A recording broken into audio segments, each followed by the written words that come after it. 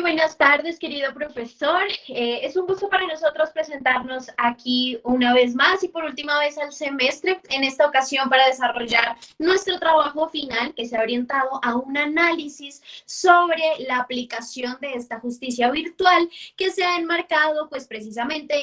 en el decreto 806 del 2020 que se ha dado a raíz de la emergencia económica, social y ecológica por el COVID-19. No es ajeno para ninguno de nosotros que todo ha cambiado y entre ellos uno de los servicios públicos más importantes como lo es la justicia, el acceso a la justicia también debe cambiar y ha cambiado a raíz de que tenemos ahora sí que tener en cuenta mucho más que nunca los elementos virtuales y las tecnologías. Así que precisamente por eso en esta ocasión nos presentamos, nosotros somos,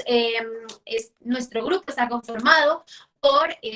Valentina Paredes, que soy yo, Ángela Erazo, Andrés Ortega, Luis Pantoja y Julio Erazo. En esta ocasión hemos preparado unas diapositivas y también hemos querido hacerle un análisis un poco más profundo a partir de dos artículos académicos que hemos encontrado y a partir del decreto 806 del 2020 a esa justicia virtual y a cómo se maneja el derecho probatorio dentro de la virtualización del acceso a la administración de justicia. Esperamos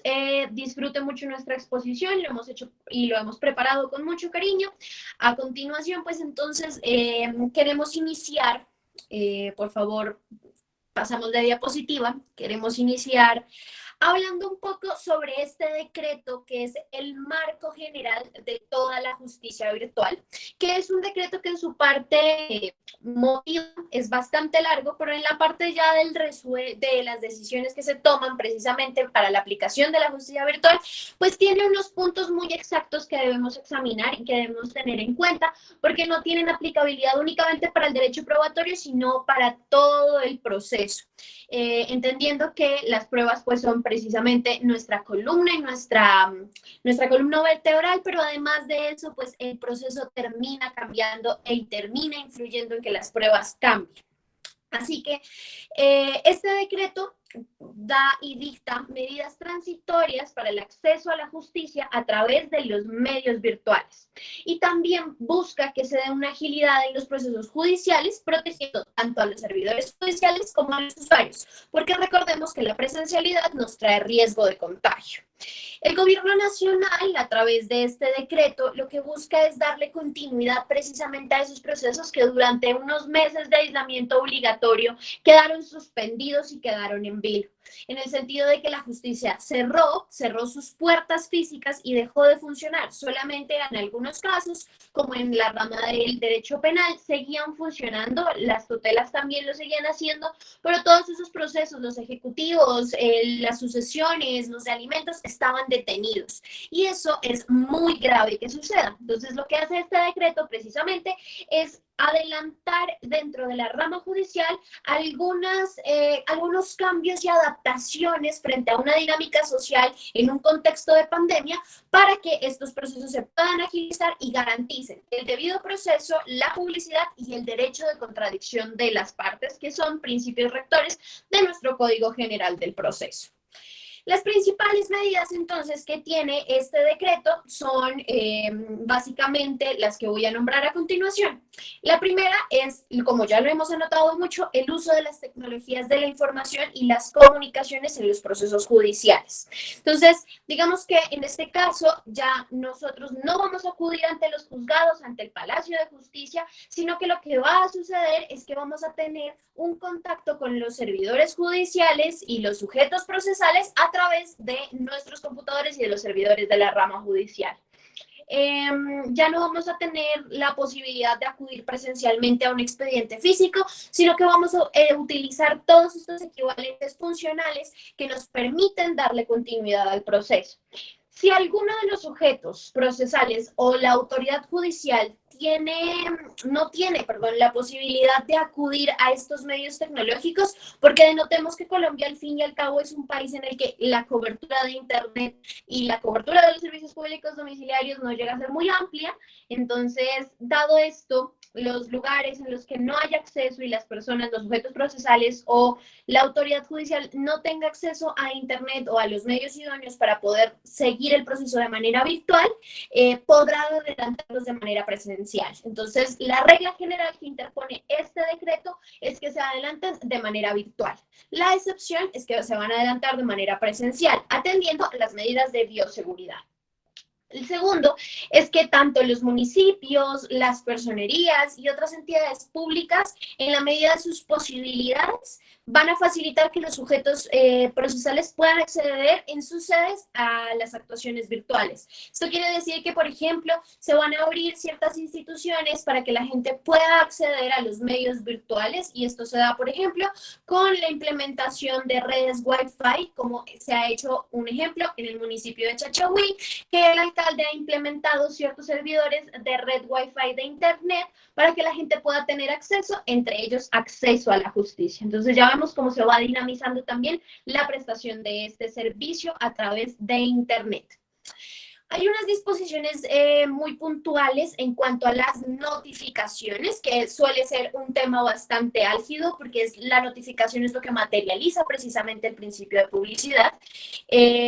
Ahora se tienen que dar por medio de los canales digitales. Y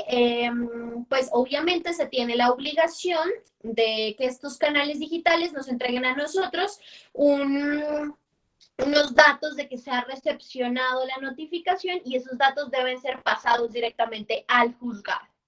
También hay algo muy importante, y es que se empiezan a eliminar ese exceso de formalidades, y ese exceso de formalidades también nos lleva a denotar que hay la eliminación del requisito de la presentación personal de los poderes. Es decir, antes los abogados, cuando tomaban poder a un cliente para poder representarlo dentro de un proceso judicial, tenía que hacer un sello de presentación personal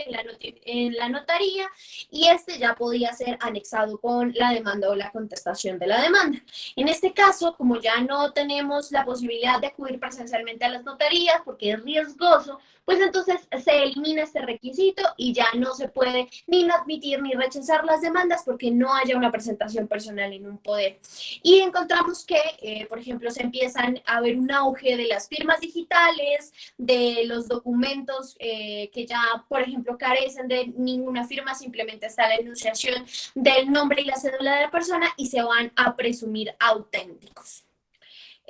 También tenemos que la radicación de la demanda y sus anexos se van a hacer a través de las direcciones de correo electrónico que el Consejo Superior de la Judicatura disponga para su fin. Para esto, el Consejo Superior de la Judicatura primero saca un directorio de correos electrónicos en donde está todo el glosario de juzgados,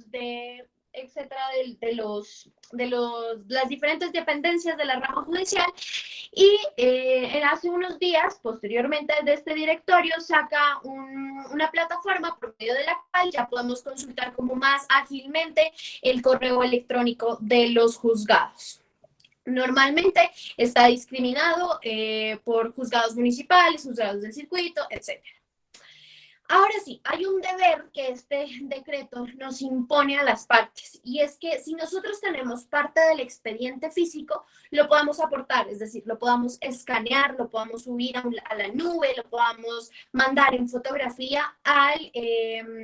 juez si éste no tiene el expediente físico. Es decir, aquí empieza a jugar también un poco esa lealtad procesal y esa lealtad de las partes, de que si hay algo que hace falta para que el expediente se complete y se pueda llegar a la verdad material y a la justicia material, pues lo hagamos. Entonces es un deber que ya se nos impone a las partes, de que si tenemos algo del expediente en físico, lo podamos aportar en digital para que el juez lo pueda tener también para sus consideraciones. También se habilitan a que los funcionarios en los despachos puedan establecer un contacto directo con los sujetos procesales. Esta es una de las cosas que a mí más me parecía interesante del decreto, y es precisamente que se empiezan a abrir unos canales digitales diferentes a los tradicionales, que es el correo electrónico o las nubes, en los que vamos a poder tener una comunicación más directa, y entre ellos es el medio digital de WhatsApp, que es una red social al fin y al cabo que tiene mucha importancia porque por ahí es una red de mensajería instantánea. Entonces ahí es donde, por ejemplo, estas actuaciones virtuales van a poder tener un poco más de cercanía con esas personas que quizás no saben utilizar muy bien los medios y los canales digitales. Entonces, lo que se busca con esto es que haya más cercanía entre la prestación del servicio del acceso a la justicia y también los usuarios, que se dejen de interponer trabas. Entonces, que ya no tenga yo que escribir todo un correo electrónico para poder ver y concretar los términos en los que mi audiencia se va a llevar, sino que por medio de canales más cercanos y más idóneos podamos concretar y se puedan definir las condiciones de la realización de las audiencias virtuales en función de las posibilidades técnicas del despacho y de los sujetos procesales. También encontramos que hay algo que ha beneficiado a muchos procesos, es que el emplazamiento ya se hace solamente digital en la página de personas emplazadas. También vemos que en la audiencia inicial, en la jurisdicción de lo contencioso administrativo, se hace más eficiente lo relacionado con el trámite de secciones previas gracias a la virtualidad. Ahora, también hay unas reglas para que la sentencia anticipada pueda operar. Es decir, por ejemplo, en lo contencioso administrativo, en el caso de la caducidad, la prescripción, la conciliación, la falta de legitimación, y para que realmente se pueda dar esta sentencia anticipada, además de estos casos ya mencionados, la sentencia se puede dictar cuando las partes lo solicitan de común acuerdo. Y esto va a ser muy normal y muy común porque las partes también están un poco cansadas de tener que adelantar procesos de manera virtual, porque sin embargo es un poco más difícil adaptarlos al medio. Entonces, dado el caso, además de lo que ya anuncié, caducidad, prescripción, conciliación y falta de legitimación, si las partes están de común acuerdo, se podrá en lo contencioso administrativo dar una sentencia anticipada. También en materia civil, se plantea que la segunda instancia se va a poder tramitar por escrito cuando no se hayan decretado pruebas para la misma. Es decir, que ya pasamos la primera instancia y se decretaron pruebas en primera instancia, ya se practicaron, y en segunda instancia no se hayan decretado pruebas, entonces en ese caso vamos a poder tramitarla por escrito. Entonces aquí hay un cambio un poco brusco y drástico a ese sistema de la oralidad que llevábamos ya adaptándonos un buen tiempo, porque esta segunda instancia se va a poder llevar por escrito en el caso en el que no se hayan decretado pruebas para la misma. Por último, en materia laboral, también vemos que esta segunda instancia también se podrá tramitar de forma escritural mediante los documentos electrónicos, ya sabemos, la teoría de los equivalentes funcionales. ¿Qué hay que concluir de este decreto y de las precisiones muy rápidas que hicimos aquí? Es que también lo que busca el decreto es realmente agilizar, eliminar formalismos y darle la posibilidad al usuario de tener una cercanía más directa, a pesar de que sea en medio de una pantalla, con el servidor de la justicia. Más sin embargo, pues más adelante veremos los retos que implica este decreto. Por ahora también es de anotar que los ciudadanos que requieran realizar diligencias judiciales y no tengan acceso a Internet podrán acudir a las sedes de las entidades públicas que precisamente están dispuestas para este fin. Así es como terminamos un poco con este recorrido rápido del decreto que nos enmarca en la justicia virtual, que es el decreto 806 del 2020. Precisamente por eso ahora sí le damos paso a mis compañeros para que ellos sean los responsables también adentrarnos un poco más al tema en específico probatorio de todo lo que está sucediendo a raíz de la justicia virtual. Así que por ahí quien desea seguir tiene Si la me palabra permite, y si me continuamos. permite la palabra, vale, pues yo quisiera seguir para darle paso pues a hablar sobre cómo es la virtualidad en la justicia ahora en estos tiempos de pandemia. Para comenzar, pues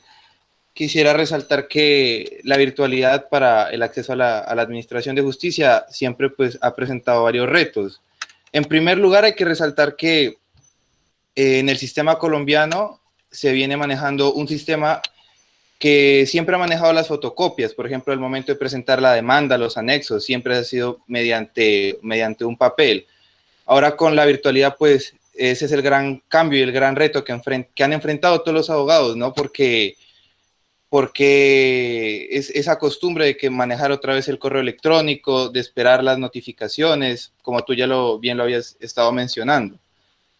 Y ya si nos remontamos al primer punto, pues que va a ser sobre los juicios virtuales, dentro de una audiencia, pues al momento del interrogatorio de la parte vamos a encontrar que cuando se hacía de manera presencial, para el abogado que estaba interrogando y realizando el contrainterrogatorio era mucho más fácil analizar a su testigo, en cuanto que podía analizar sus rasgos y sus señas y los gestos que él podía hacer. Ahora mediante la virtualidad es mucho más complicado porque a veces la conexión a internet es muy inestable, entonces uno no puede ver realmente las expresiones y los gestos que está realizando a la persona que se ha interrogado, generando así pues que no resulte bien esa utilidad para los interrogatorios y dificultando más la labor del abogado para saber si realmente lo que está diciendo su testigo es la verdad. El segundo punto y el gran reto que ha enfrentado la justicia en Colombia, pues es que las videoconferencias y las plataformas que se han usado, como es Zoom y Google Meet, pues realmente generan como esa inseguridad jurídica acá en Colombia, porque son servidores que en primer lugar no se encuentran ubicados geográficamente aquí en Colombia, nos están prestando un servicio que viene directamente desde los Estados Unidos, generando, como ya dije, pues esa seguridad jurídica, generando inseguridad jurídica. Y el tercer punto, que me parece como el que ha generado más críticas con el decreto, pues es que se ve como esa vulneración al derecho a la igualdad, porque como ya se sabe, pues hay muchos municipios en Colombia los cuales no tienen acceso a internet y ni siquiera tienen acceso a un computador, entonces es muy complicado que ellos puedan pues llegar a que se le administre realmente la justicia. Sin embargo, a pesar de que el decreto que tú mencionaste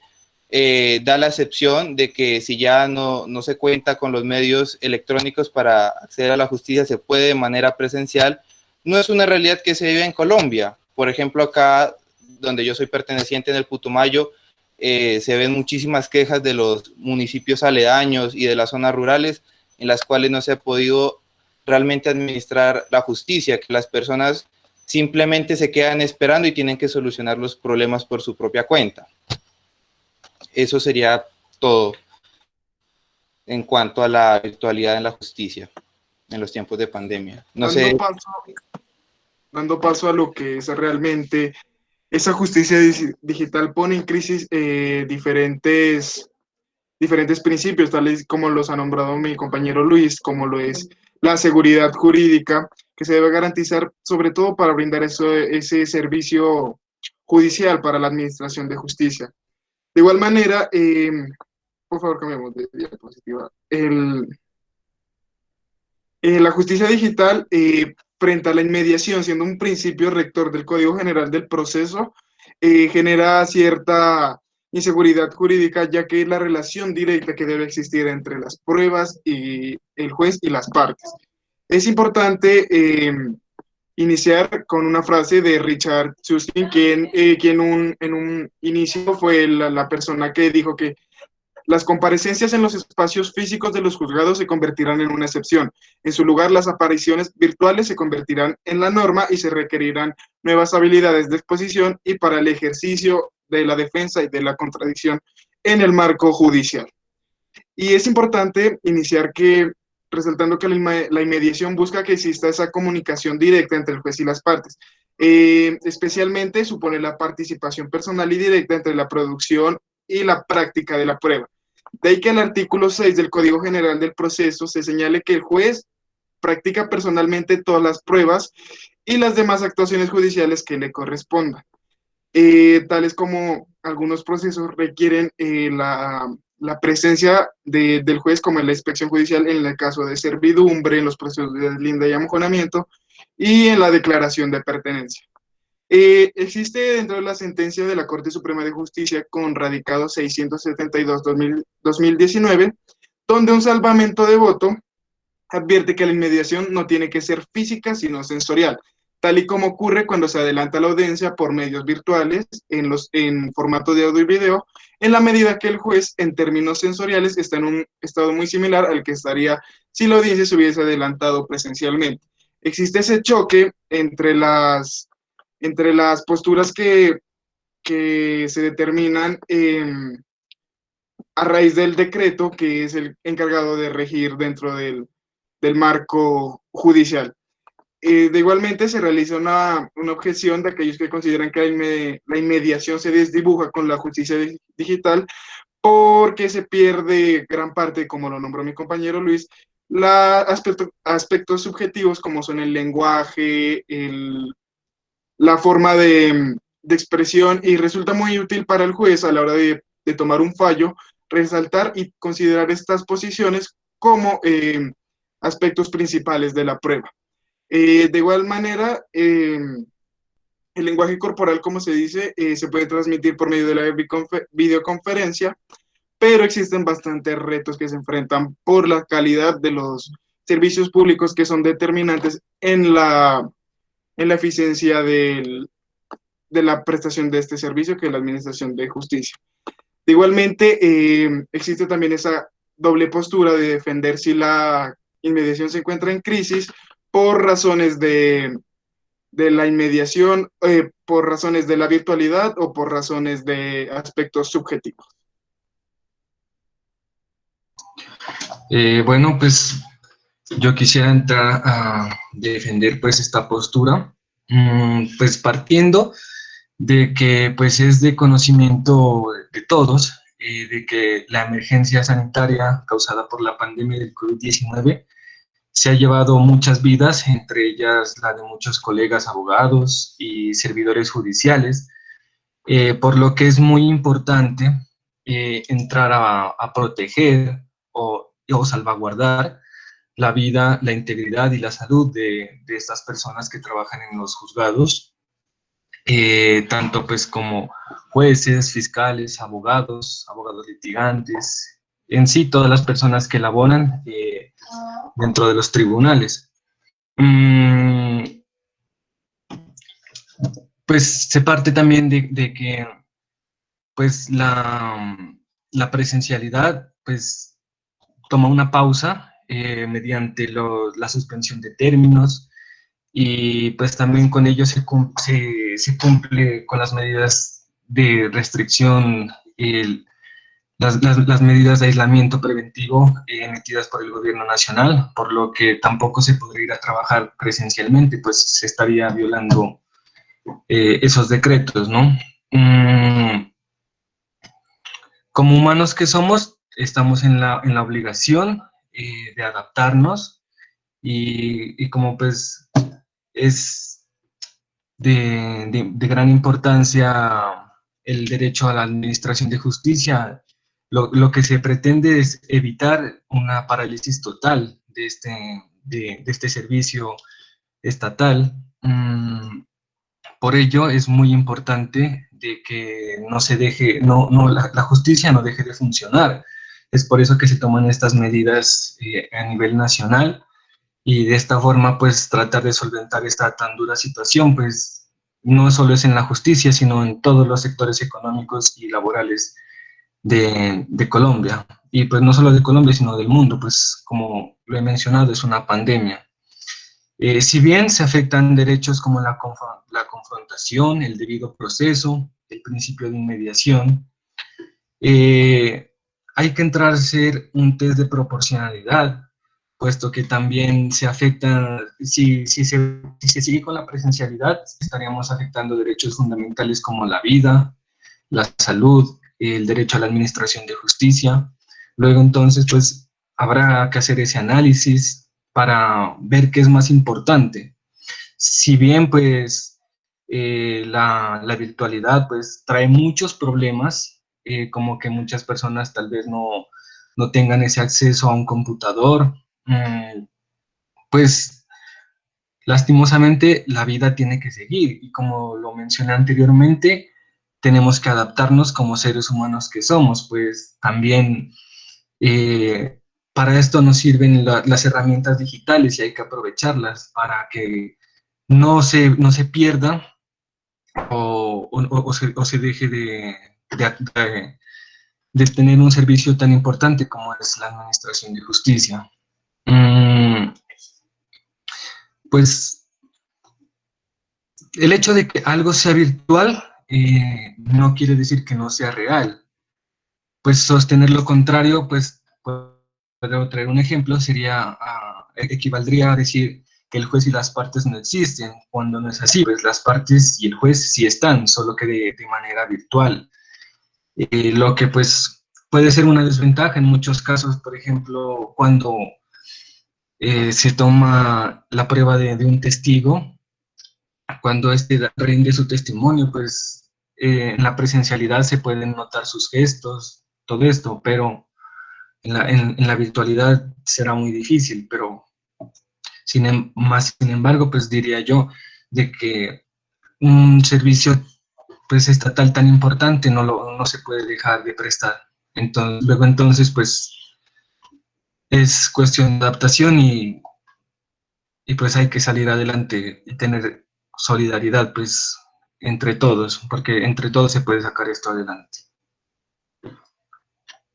Muchas gracias. Como lo había mencionado mi compañero Julio, la crisis de la pandemia del COVID-19 no solo ha afectado el país de Colombia, sino que se ha visto una afectación a nivel mundial. Dale el cargador. Y por lo cual nosotros traemos a colación el país de Canadá, en el cual la Suprema Corte de Canadá convirtió esta crisis en una oportunidad para dar una nueva manera de administrar justicia y llevar a cabo el trabajo de esta alta corte, abriendo las puertas para que la población pueda evidenciar el funcionamiento de la misma y así como lo expresó el presidente de la alta corte, Richard Wagner, manifestando que era la primera vez en la historia que las audiencias de la Corte Suprema tendrían lugar virtualmente y serían transmitidas en vivo por un portal oficial de la Suprema Corte. En este sentido, la Corte ha habilitado una plataforma, que es la plataforma Zoom, el cargador, la plataforma Zoom, para llevar a cabo las audiencias virtuales que realiza la Alta Corte. En ese sentido, se entraba a realizar un debate en si el principio de la inmediación se vería afectado o no, ya que, como lo expresábamos antes, el hecho de no tener esa cercanía entre el juez y las partes, sino mira los gestos de los testigos, las expresiones de las partes, en cierto momento se podía ver afectado. Pero digamos que la virtualidad debe ir avanzando y los medios para que ésta se vaya desarrollando deben avanzar. Aun cuando digamos que esta crisis ya llegue a su fin o ya se termine, no se debe volver al tiempo de antes en el que todo era presencial y todo se debía hacer en audiencias públicas en los estrados, sino que por el contrario se siga avanzando con este sistema y se mejoren las condiciones para que el mismo permita un mejor funcionamiento y una descongestión del aparato jurisdiccional. En este sentido, dice que desde entre el 8 y el 19 de junio, esta Corte llevó a cabo una serie de audiencias relacionadas con lo que es el derecho contractual y que pues se miró como una oportunidad para mejorar y realizar de manera oportuna y admisible que por primera vez se hiciera uso de las telecomunicaciones para realizar este tipo de actuaciones. Además, se tiene en cuenta que los canadienses tuvieron un mayor acceso a la actividad de la Corte debido a que éstas han elaborado unos resúmenes de los procesos y de los fallos en un lenguaje claro y sencillo de aplicar, ya que estos los han pues subido a su portal web y los canadienses tienen acceso a ellos. Además, las audiencias que se han realizado, los videos de las audiencias también han sido subidos a este portal para que los canadienses tengan acceso a ellas. Bueno, una vez hechas las intervenciones de mis compañeros sobre un panorama general de lo que está sucediendo con los principios de inmediación, de lo que está sucediendo con la práctica, la petición y la evaluación de las pruebas en estos procesos que se están llevando de manera virtual, es menester que de una u otra forma podamos dar entonces nosotros nuestras opiniones, que creo son de valioso aporte para con la justicia virtual. Y en ese sentido, entonces, le pido a mis compañeros que en orden vayamos alzando la mano en el chat de Meet para que podamos ir dando la intervención de las opiniones. En este momento, entonces, vamos primero con Luis, luego seguimos con Andrés, si les parece bien, seguimos con Julio, luego Ángela y cierro con mi opinión, para que nosotros podamos evidenciar también un poco más sobre lo que realmente como estudiantes podemos percibir de una justicia virtual, como el acceso a través de medios digitales a un servicio que se hace necesario. Entonces, en este momento les damos la palabra a Luis. Muchísimas gracias, Vale. Bueno, en primer lugar, quiero resaltar la gran labor que ha tenido el legislador acá en Colombia, porque a mi parecer ha sido una persona visionaria en cuanto a que dentro de la ley 527 de 1999, ellos introducen en el ordenamiento jurídico lo que es el mensaje de datos, y seguidamente con el nuevo Código General del Proceso, en su artículo 103 es cuando el legislador también prevé, ¿no? Y establecen. Y como la ley 527 de 1999 da ese primer paso para hablar sobre lo que comprende un mensaje de datos, con el nuevo Código General del Proceso en su artículo 103, también se rescata el uso de las tecnologías de la información y de las comunicaciones. Sin embargo, desde mi punto de vista, siento que es siento que el legislador, a pesar de que previó de que en algún futuro tengamos que usar las TICs para realizar y poder administrar la justicia, siento que al legislador le faltó ir más allá, puesto que en la actualidad la mayor fuente de comunicación con la cual nos podemos comunicar son las redes sociales, cuyo contenido no es tomado como un mensaje de datos y que es muy complicado que entre en este momento a regularse, pero que desde ahora, pues desde la virtualidad y desde lo que ha pasado en la pandemia, es un mecanismo en el cual por lo general se ha podido lograr mucha descongestión judicial. Eso desde mi punto de vista. No sé si otro compañero quiera profundizar en mi mismo punto o dar su otro concepto. Vamos con Andrés. Listo, gracias. Dándote lugar, el sentido de oportunidad que tiene el legislador frente a las necesidades que ha requerido la justicia digital las ha adoptado desde tiempos atrás. Cabe resaltar que existe un retroceso en el aspecto legal frente a la regulación de las TICs, pero de igual manera, tal y como lo nombró mi compañera Ángela, en esa intervención de derecho comparado, debemos adoptar esa posición de que en tal caso de que se llegue a terminar la crisis, debemos seguir adoptando las medidas que nos ofrece la virtualidad, ya que en gran parte han visto o han tenido la oportunidad de celeridad en ciertos casos. De igual manera, pienso que es un motivo más para crecer, un motivo más para superarse y sobre todo para conocer más el ámbito tecnológico que está muy próximo a implementarse en su totalidad. Y de igual manera, mi posición frente a la inmediación es que realmente se encuentra en crisis por esa práctica de la prueba que muchas veces en procesos judiciales se requiere de manera presencial. Y también se requiere sobre la participación del juez y de las partes en telas o en contextos de juicios. Bueno, pues de acuerdo con mi punto de vista, y como bien lo hemos venido resaltando, la virtualidad pues ha llegado para quedarse Y pues no es nada nuevo, ya que el legislador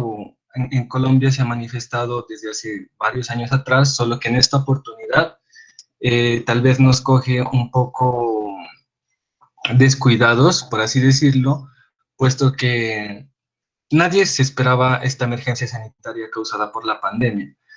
Y pues nunca creo que nos habíamos llegado a imaginar que estaríamos confinados.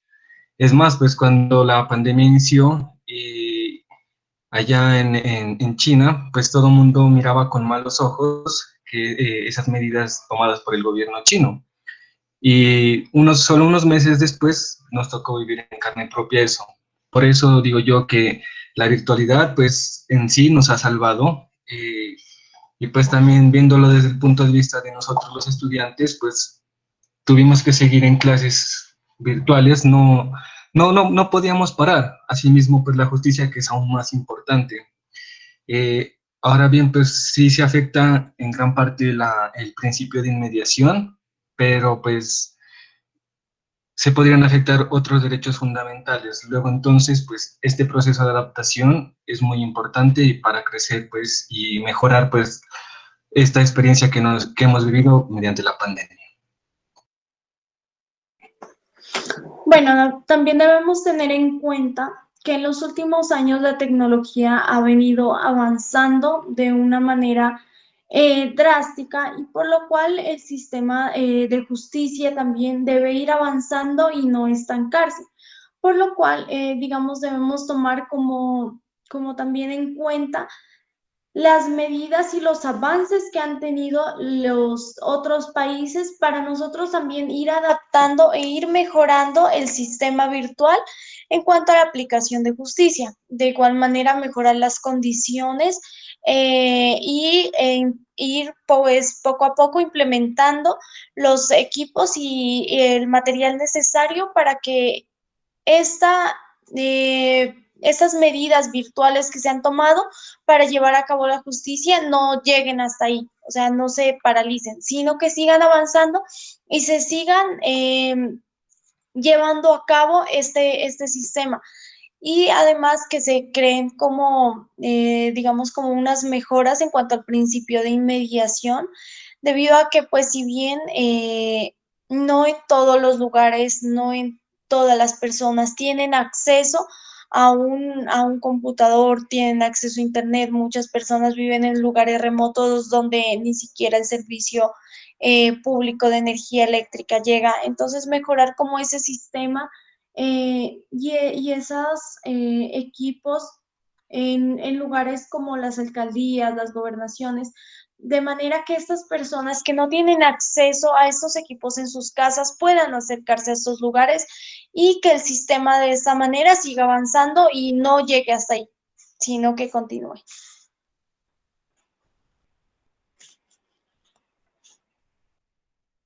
Así es. Bueno, para otra opinión,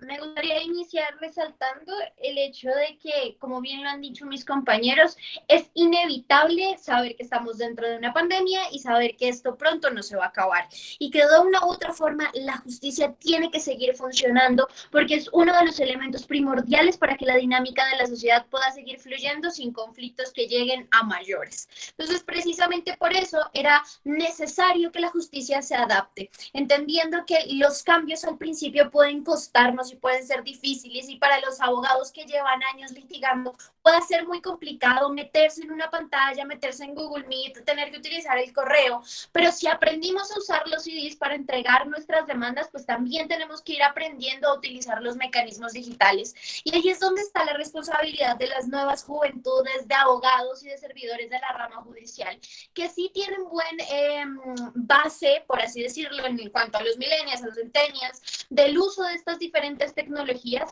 para también poder contrarrestar un poco ese peso que queda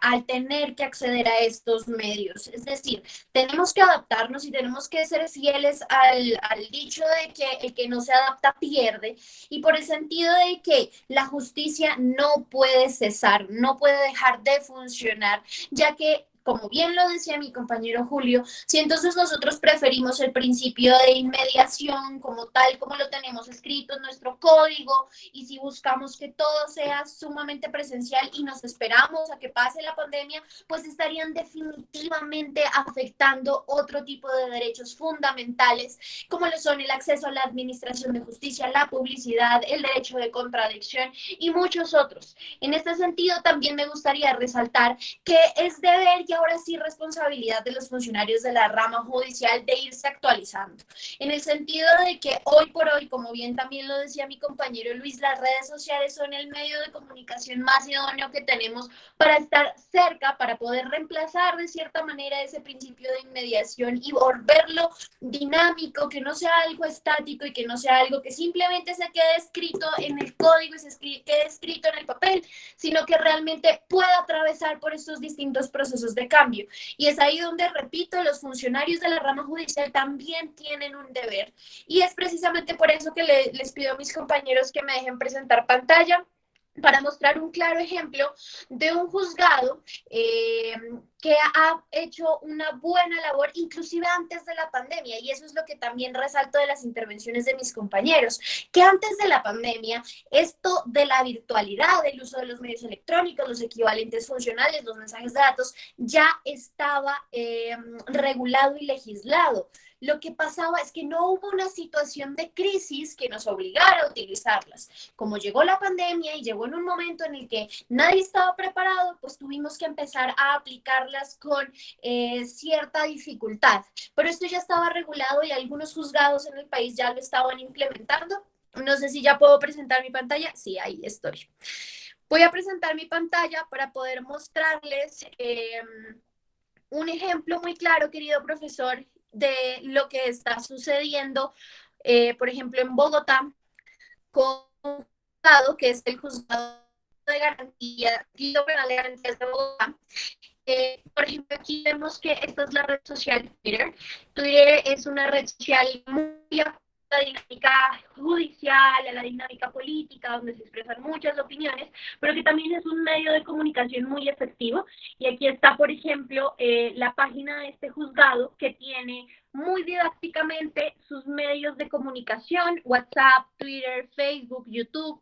y siempre están actualizando este tipo de informaciones de manera tal que se vuelvan realmente un acompañamiento no solo a los abogados litigantes, sino al acceso de la justicia,